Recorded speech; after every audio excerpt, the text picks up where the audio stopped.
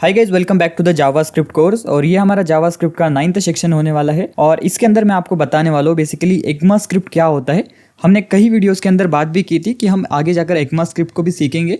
तो बेसिकली ये होता क्या है, व्हाट इज़ एक्चुअली ECMAScript। और अगर आप जावास्क्रिप्ट पढ़ रहे हो तो कहीं ना कहीं पे आपने इस टर्म के बारे में ज़रूर सुना होगा, या फिर नहीं भी सुना है तो ये वीडियो आपके लिए काफ़ी इंपॉर्टेंट है, क्योंकि इस वीडियो के अंदर मैं आपको कंप्लीटली ECMAScript क्या होता है बिगिनिंग से बताऊंगा। जो ES6, ES7, ES8 जो स्टैंडर्ड्स है वो बेसिकली क्या है, तो एवरीथिंग अबाउट ECMAScript आज की इस वाली वीडियो के अंदर मैं आपको बताने वाला हूँ। तो वीडियो को स्टार्टिंग से लेकर एंड तक जरूर से देखना, क्योंकि ये वीडियो आपके लिए काफ़ी इंपॉर्टेंट है।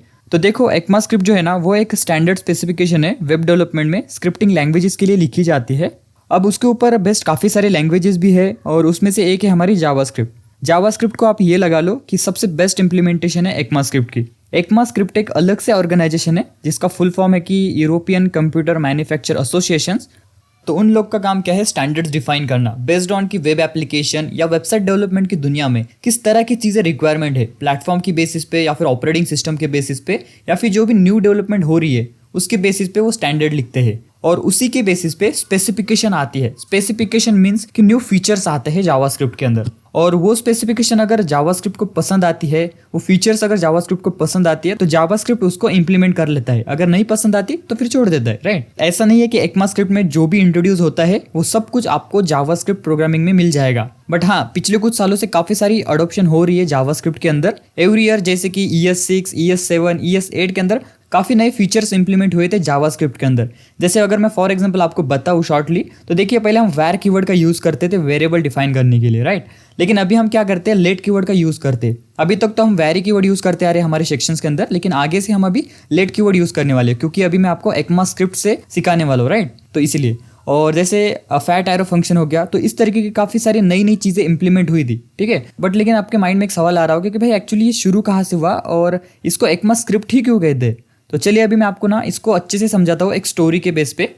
तो ये कहानी शुरू होती है 1995 की। जी हाँ, ये उन दिनों की बातें हैं 1995 की। अगर हम बात करें तो 1995 में कई तरह के ब्राउज़र मार्केट में थे, मतलब सब एक दूसरे से कॉम्पीट कर रहे थे। इंटरनेट काफ़ी बूम पे था और हर एक ब्राउज़र दूसरी कंपनी से कॉम्पीट करना चाहता था और मार्केट को कैप्चर करना चाहता था।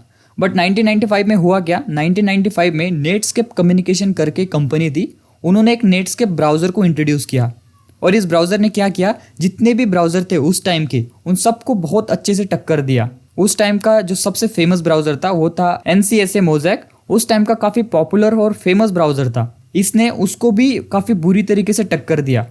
और ऐसा नेटस्केप ब्राउज़र कर क्यों पाया, ऐसा नेटस्केप ब्राउज़र इसलिए कर पाया क्योंकि जो वो वेबसाइट बनाने के लिए प्रोग्रामिंग लैंग्वेज यूज़ कर रहा था वो और कोई नहीं, वो आपकी थी जावास्क्रिप्ट। बेसिकली आपके नेटस्केप कम्युनिकेशन ने ही जावास्क्रिप्ट प्रोग्रामिंग लैंग्वेज को एक तरह से बॉर्न किया। और इस ब्राउज़र ने सारी जितने भी मतलब ब्राउज़र थे उस टाइम की मार्केट में उनको बहुत ही बुरी तरीके से टक्कर दी, और इतनी बुरी तरीके से टक्कर दी कि जितने भी और ब्राउज़र थे मार्केट में उन्होंने भी एंड दी एंड क्या करना पड़ा, जावास्क्रिप्ट प्रोग्रामिंग लैंग्वेज का ही यूज़ करना पड़ा। तो प्रॉब्लम हो कहाँ रही थी, तो प्रॉब्लम यह हो रही थी कि नेटस्केप ब्राउज़र फेमस क्यों हुआ था अपने जावास्क्रिप्ट की वजह से। तो वो डेफिनेटली ये नहीं चाहेगा कि जो उसने प्रोग्रामिंग लैंग्वेज को मतलब एक तरह से बनाया और जिस भी चीज़ से वो फेमस हुआ है तो वो शेयर करे और लोगों के साथ। तो ये तो बिल्कुल नहीं चाहेगा, क्योंकि वो अपने आप को क्या करना चाहता है भाई, टॉप पे रखना चाहता है। अगर उसने नेटस्केप ब्राउज़र उसका पॉपुलर हो रहा है जावास्क्रिप्ट प्रोग्रामिंग लैंग्वेज की वजह से, तो क्यों चाहेगा कि और कोई ब्राउज़र उसकी वजह से फेमस हो। अब इसकी वजह से होने लगी प्रॉब्लम ये हुई कि जितनी भी आपकी मार्केट में ब्राउज़र की कंपनीज थी उन्होंने क्या किया, अपने अपने वर्जन का, अपने अपने तरीके का जावास्क्रिप्ट प्रोग्रामिंग लैंग्वेज को बनाना शुरू करा। मतलब कि वो यूज़ तो कर रहे थे जावास्क्रिप्ट, बट हो क्या रहा था, उनकी एक अलग ही तरीके की जावास्क्रिप्ट बनने लगी, मतलब एक अलग ही तरीके का वर्जन जावास्क्रिप्ट का बनने लगी, राइट। फॉर एग्जाम्पल अगर हम बात करें माइक्रोसॉफ्ट की, तो माइक्रोसॉफ्ट ने भी 1996 में एक प्रोग्रामिंग लैंग्वेज का यूज़ किया जिसका नाम था जेस्क्रिप्ट, क्योंकि वो डायरेक्टली जावास्क्रिप्ट का नाम नहीं ले सकते थे क्योंकि कॉपीराइट इशू हो जाते थे, राइट। तो इसी वजह से उन्होंने एक जेस्क्रिप्ट लैंग्वेज को बॉर्न किया, मैं कहूँगा कि यूज़ किया, जो पूरी तरीके से जावास्क्रिप्ट पे ही बेस्ड थी। बट हाँ, उसके कुछ अलग फीचर्स थे, अलग अलग पहचान थी, और उन्होंने उसको यूज़ किया अपने इंटरनेट एक्सप्लोरर 3.0 वर्जन पे। अब इससे हुआ क्या, इससे हुआ कि जितने भी ब्राउज़र थे सब जावास्क्रिप्ट प्रोग्रामिंग लैंग्वेज का यूज़ कर रहे थे, और सबकी जावास्क्रिप्ट प्रोग्रामिंग लैंग्वेज एक तरीके से उनके हिसाब से मतलब सबके अलग अलग फीचर्स थे, यानी हर एक ब्राउज़र के पास अलग अलग जावास्क्रिप्ट प्रोग्रामिंग लैंग्वेज का वर्जन थे।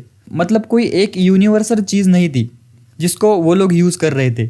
और ये प्रॉब्लम जो सबसे बड़ी फेस करने वाला था वो था आपका डेवलपर, कि भाई डेवलपर्स को पता नहीं था कि अगर कोई वेबसाइट बनाऊंगा, लेट्स से उन्होंने वेबसाइट बनाई अपने माइक्रोसॉफ्ट के लिए, तो माइक्रोसॉफ्ट के इंटरनेट एक्सप्लोरर के लिए हो सकता है वो वेबसाइट इंटरनेट एक्सप्लोरर पे वर्क कर जाए, बट वो वेबसाइट आपके नेटस्केप ब्राउज़र पे वर्क नहीं करेगी, क्योंकि जैसे कि मैंने कहा कि सब ने अपनी अपनी एक स्टाइल की जावास्क्रिप्ट प्रोग्रामिंग लैंग्वेज बना ली थी। एट द एंड थी तो वो जावास्क्रिप्ट, मगर सबके स्टाइल्स अलग थे, ठीक है। तो ये चीज़ क्या हो सकती थी, फ्यूचर में काफ़ी ज़्यादा दिक्कत दे सकती थी।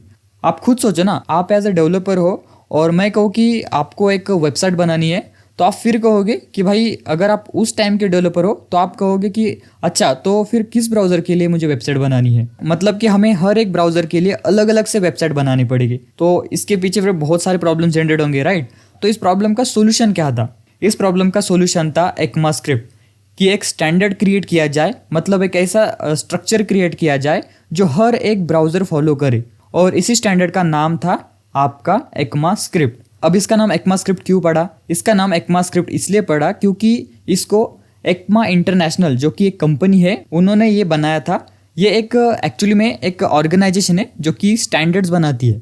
आप इसके बारे में रिसर्च कर सकते हैं, आपको काफ़ी ज़्यादा इसके बारे में नेट पे इन्फॉर्मेशन मिल जाएगी, क्योंकि इन्होंने ही ECMAScript स्टैंडर्ड को बॉर्न किया, एक मतलब के जावास्क्रिप्ट को एक स्टैंडर्ड, एक स्ट्रक्चर दिया। और ये एक ऐसा जावास्क्रिप्ट का प्रोग्रामिंग लैंग्वेज है जो कि हर इंसान फॉलो करेगा, हर एक ब्राउज़र फॉलो करेगा।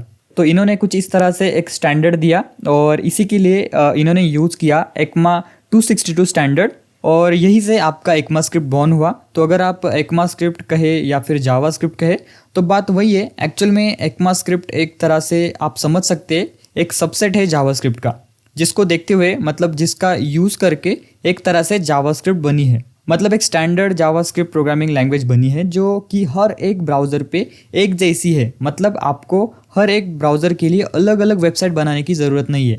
आप सिंपल एक वेबसाइट बनाओ और वो हर ब्राउज़र पर वर्क करेगी, ठीक है।